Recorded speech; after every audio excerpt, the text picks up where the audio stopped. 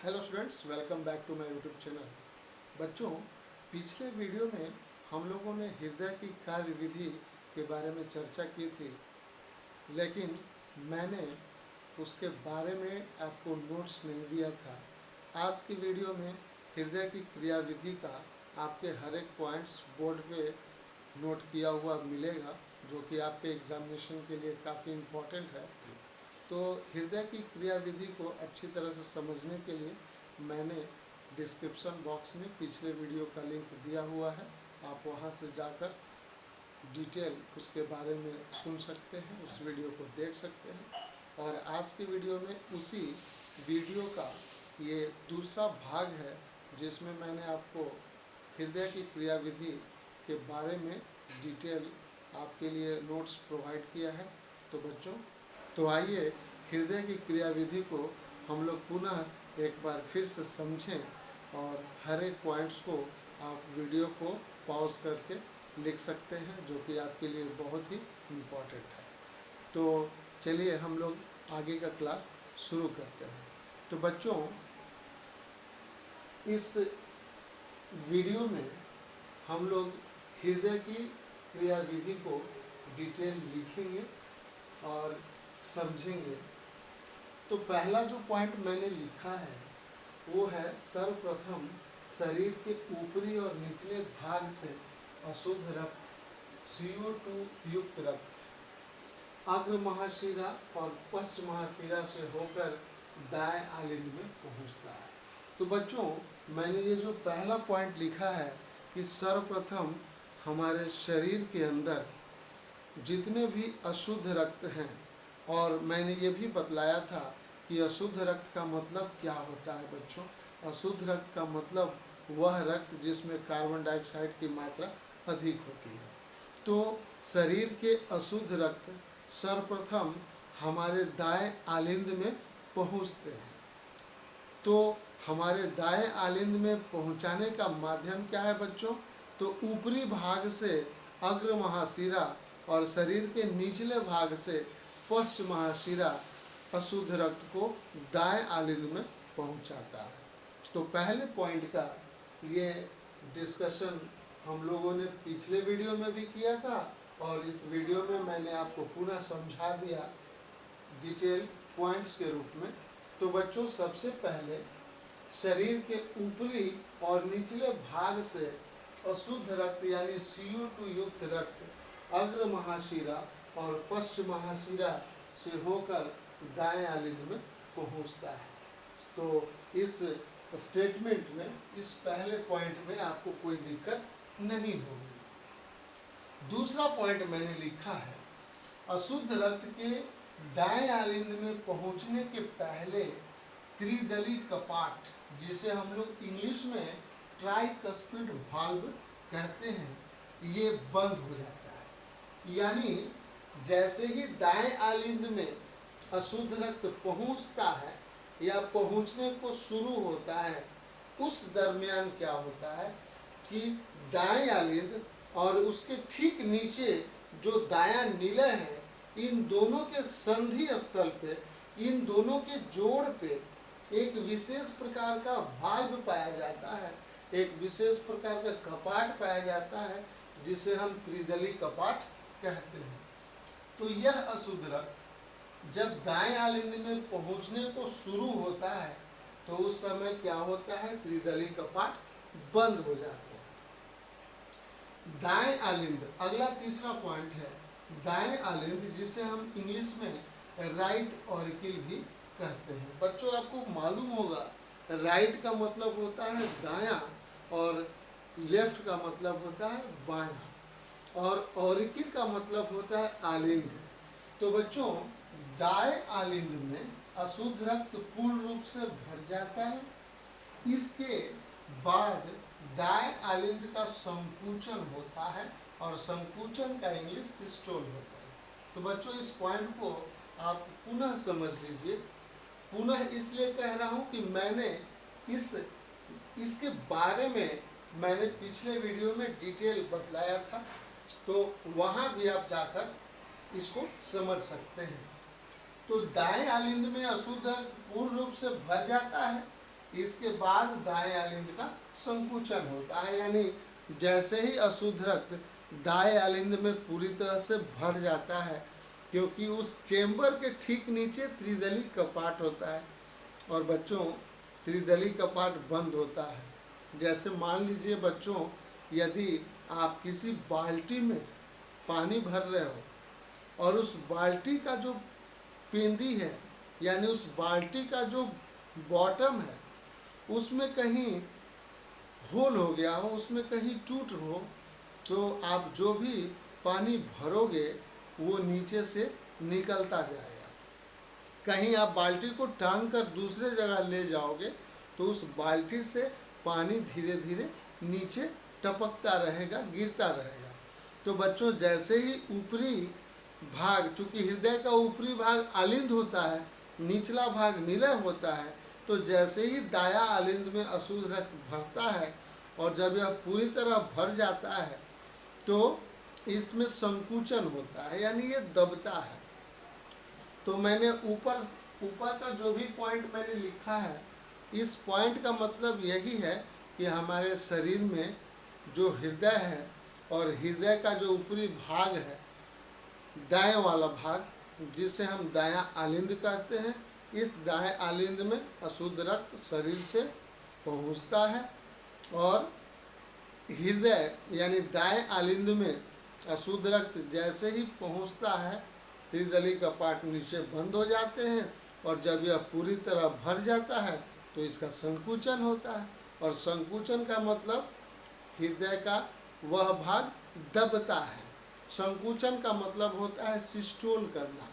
तो जैसे ही वो दबेगा तो उस चेंबर यानी दाएं आलिंद जब संकुचित होगा, उसकी मांसपेशियां संकुचित होंगी तो प्रेशर जनरेट होगा और उस प्रेशर के कारण भाल्व नीचे की ओर खुल जाएगा, क्योंकि उस त्रिदली कपाट में कुछ विशेष प्रकार की मांसपेशियां लगी होती हैं जो उसे नीचे की ओर खींचती हैं। तो बच्चों दाएं आलिंद में जो भरा हुआ रक्त था वो धीरे धीरे दाएं निलय में पहुंच जाता है। तो मैं इसे अगले वाक्य में आपको बतलाता हूँ। संकुचन के कारण अशुद्ध रक्त दाएं निलय में पहुंचता है, क्योंकि त्रिदली कपाट दाब के कारण खुल जाते हैं। तो मैंने आपको अभी अभी समझाया कि बच्चों संकुचन के कारण क्या होगा, अशुद्ध रक्त दाएं निलय में उसके नीचे वाले चेंबर में पहुंच जाता है, क्योंकि त्रिदली कपाट दाब के कारण खुल जाते हैं। दाएं निलय में अशुद्ध रक्त के भर जाने के बाद क्या होता है, यहाँ ध्यान दीजिएगा। दाएं निलय में अशुद्ध रक्त के भर जाने के बाद पुनः दाएं निलय का संकुचन होता है। यानी आप ये समझो बच्चों कि दायां आलिंद ऊपर है और दायां निलय नीचे है। तो जैसे ही ऊपर से रक्त नीचे वाले में आता है और वह पूरी तरह जब भर जाता है तो पुनः त्रिदली कपाट जो नीचे की ओर झुका हुआ था, क्योंकि ऊपर से रक्त नीचे आ रहा है तो वह झुका हुआ था, जब नीचे वाला चेंबर पूरी तरह भर जाएगा तो त्रिदली कपाट फिर से बंद हो जाते हैं। क्यों बंद हो जाते हैं? क्योंकि नीचे वाला जो दायां निलय है जब वह संकुचित होगा, तो जब संकुचित होगा, जब नीचे वाला भाग दबेगा तो कहीं रक्त ऊपर की ओर गलती से न चल जाए, इसलिए वह त्रिदली कपाट फिर से लॉक हो जाता है, फिर से बंद हो जाता है।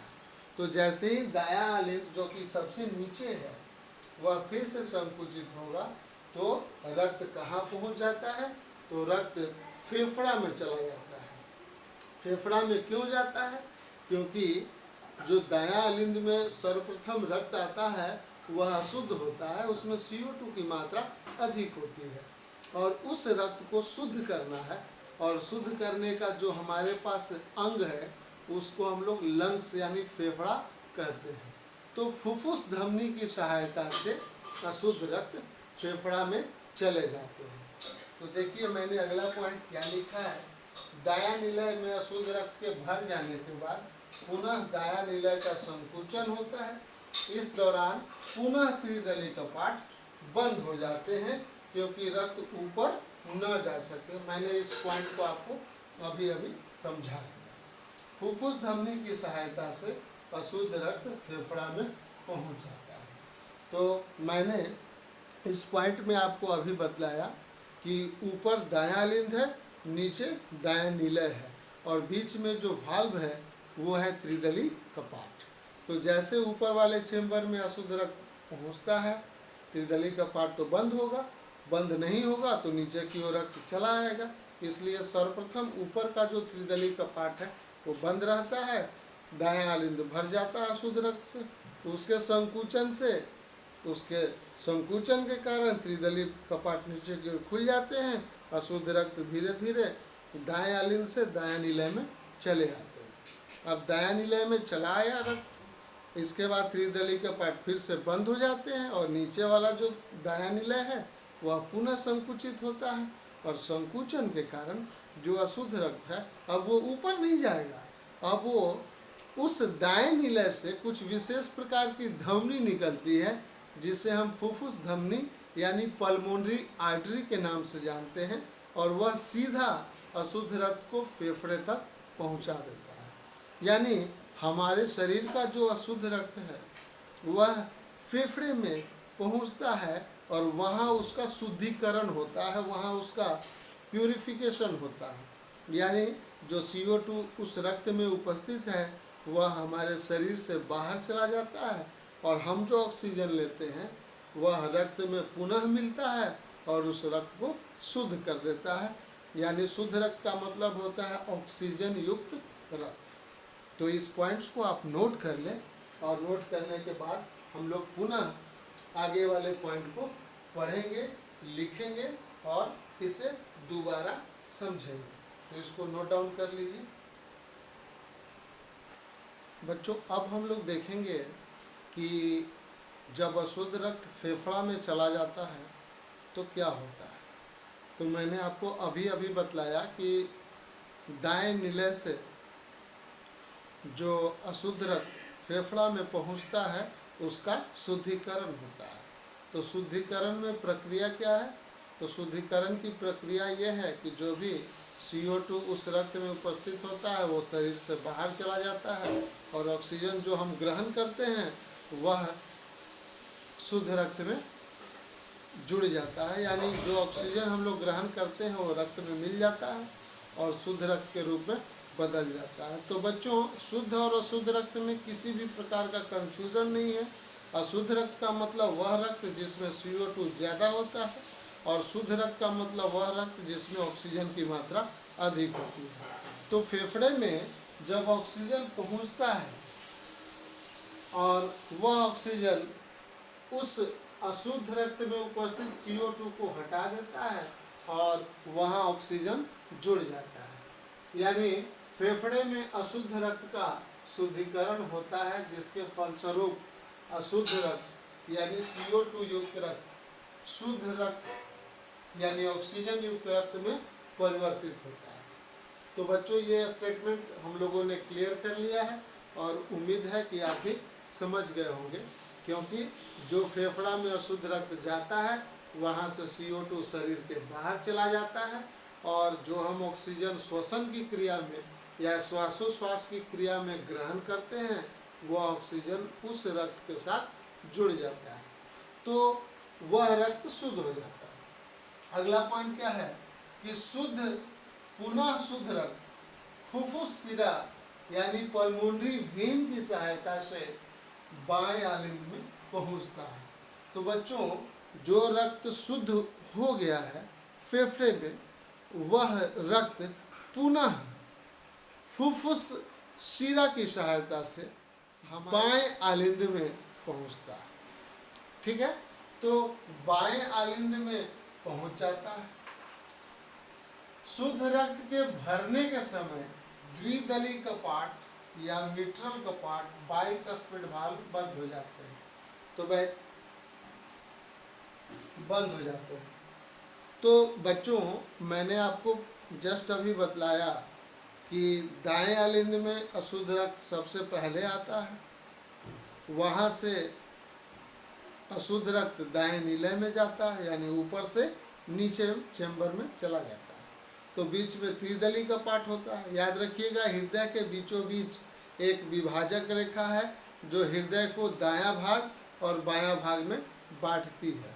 तो दायां भाग में अशुद्ध रक्त होता है और बायां भाग में शुद्ध रक्त होता है। ये बिल्कुल आप क्लियर हो जाइएगा कि हृदय का जो दायां भाग है, चाहे आलिंद हो ऊपरी वाला भाग, चाहे निलय हो निचली वाला भाग, दोनों में अशुद्ध रक्त होता है। लेकिन जब हम बाएं वाली भाग की चर्चा करेंगे तो आपको याद रखना होगा कि ऊपर वाला जो बायां आलिंद है उसमें शुद्ध रक्त सबसे पहले पहुंचता है। तो शुद्ध रक्त कहाँ से पहुंचेगा? फेफड़ा से पहुंचेगा। तो फेफड़ा से कुछ विशेष प्रकार की नली यानी कुछ विशेष प्रकार के ट्यूब पहुंचते हैं किस आलिंद में? बाएं आलिंद में। तो बाएं आलिंद में सबसे पहले शुद्ध रक्त फेफड़ा से चलकर किस ट्यूब से चलकर? फुफ्फुस शिरा की सहायता से, यानी फेफड़ा से शुद्ध रक्त फुफ्फुस शिरा की सहायता से बायां आलिंद में पहुंचता है। और जैसे ही बाएं आलिंद में पहुंचता है उस समय नीचे वाला जो वाल्व है, जिसे हम द्विदली कपाट या मिट्रल कपाट या बाइकस्पिड वाल्व के नाम से जानते हैं, वो बंद हो जाते हैं। तो फिर से वही बाल्टी वाली बात, नीचे वाले चेंबर में जाने से रक्त को रोकना है तो वाल्व को बंद करना होगा। तो और जब वाल्व बंद रहेगा तो ऊपर वाला चेंबर भर जाएगा। और जैसे ही बाएं आलिंद में शुद्ध रक्त पूरी तरह से भर जाता है तो उसका संकुचन होता है। और संकुचन के कारण क्या होगा? पुनः द्विदली कपाट खुल जाते हैं और शुद्ध रक्त नीचे की ओर बाएं निलय में पहुंचते हैं। यही बात हमने यहाँ पे लिखा है। शुद्ध रक्त के भरने के समय द्विदली कपाट या मिट्रल कपाट, जिसे हम बाइकस्पिड वाल्व कहते हैं, वो बंद हो जाते हैं, क्योंकि बंद नहीं होगा तो रक्त नीचे की ओर चला जाएगा। बाएं आलिंद के संकुचन के कारण शुद्ध रक्त बाएं निलय में पहुंचता है। तो बायां आलिंद ऊपर है, बायां निलय नीचे है। तो जैसे ऊपर वाला भाग दबेगा तो शुद्ध रक्त नीचे की ओर चला आएगा। बाएं निलय में शुद्ध रक्त भर जाने के बाद द्विदली कपाट बंद हो जाते हैं। बच्चों, जैसे ही बाएं निलय में जो नीचे वाला है उसमें जब शुद्ध रक्त भर जाता है तो द्विदली कपाट क्या हो जाते हैं? बंद हो जाते हैं। इसलिए बंद होते हैं ताकि नीचे वाला जब भाग संकुचित होगा तो रक्त कहीं गलती से ऊपर न चढ़ जाए। इसलिए पुनः जो द्विदली कपाट खुला था अब वो क्या हो जाएगा? बंद हो जाएगा। अब बाएं निलय का संकुचन होता है, जिसके फलस्वरूप शुद्ध रक्त महाधमनी की सहायता से पूरे शरीर में फैल जाता है, अर्थात शरीर के विभिन्न भागों में चला जाता है। तो बच्चों, मैंने आपको पिछले वीडियो में बतलाया था कि हृदय में 4 चेंबर होते हैं, 4 कोष्ठक होते हैं। ऊपर वाले भाग को दायां आलिंद और बायां आलिंद कहते हैं, नीचे वाले भाग को दायां निलय और बायां निलय कहते हैं। तो मैंने अभी आपको इस वीडियो में भी बतलाया कि हृदय का दायां वाला जो भाग है, चाहे वो ऊपर चाहे वो नीचे, उसमें अशुद्ध रक्त रहता है, और बायां वाला भाग चाहे ऊपर हो चाहे नीचे, उसमें शुद्ध रक्त पाया जाता है। तो जैसे ही हृदय का सबसे निचला भाग जो कि बायां वाला भाग है, उसे हम बायां निलय कहते हैं, उसमें शुद्ध रक्त पहुंचता है और वहां से जो महाधमनी लगी होती है वो शरीर के विभिन्न भागों में शुद्ध रक्त को पहुंचाने का कार्य करती है। तो बच्चों, ये बात आप समझ गए जो भी मैंने पॉइंट लिखवाया था। और सबसे इम्पोर्टेंट बात यहाँ जानना है कि जो नीचे वाला भाग है, चाहे वो दायां निलय हो चाहे वो बायां निलय हो, वहाँ से फुफ्फुस धमनी निकलती है। आपको मैंने बतलाया कि फुफ्फुस धमनी दायां निलय से निकलती है और महाधमनी बायां निलय से निकलती है। इन दोनों में अर्धचंद्राकार कपाट पाए जाते हैं जो रक्त को नीचे गिरने से बचाते हैं। तो बच्चों, हृदय में 4 जगह वाल्व होता है। हृदय में 4 जगह वाल्व होता है। एक दायां आलिंद और दायां नीला के संधि स्थल पे, और दूसरे तरफ बायां आलिंद और बायां नीला के संधि स्थल पे। और तीसरा और चौथा जो वाल्व है वो फुफ्फुस धमनी और महाधमनी में पाया जाता है, जिसे हम अर्धचंद्राकार कपाट के नाम से जानते हैं। वो रक्त को नीचे गिरने से रोकते हैं। तो बच्चों, ये है हृदय की कार्यविधि। इस वीडियो के पहले जो भी मैंने आपको बतलाया था, एक्सप्लेनेशन किया था, समझाया था, उसका ये नोट्स आपको मैंने प्रोवाइड कर दिया। आप इस पॉइंट्स को, वीडियो को रोककर सभी नोट कर लें, और नोट करने के पश्चात इसको पुनः पढ़ें। आपको कहीं से कोई दिक्कत नहीं आएगी, और जो भी दिक्कत होगी आपको तो कमेंट जरूर कीजिएगा। वीडियो पसंद आए तो वीडियो को लाइक कीजिएगा, और वैसे स्टूडेंट्स जो मेरे चैनल पे बिल्कुल नए हैं वो मेरे चैनल को ज़रूर सब्सक्राइब कर लेंगे, अपने दोस्तों में इसे अधिक से अधिक शेयर करेंगे। तो बच्चों, मिलते हैं हम लोग अगले वीडियो में, और तब तक के लिए धन्यवाद।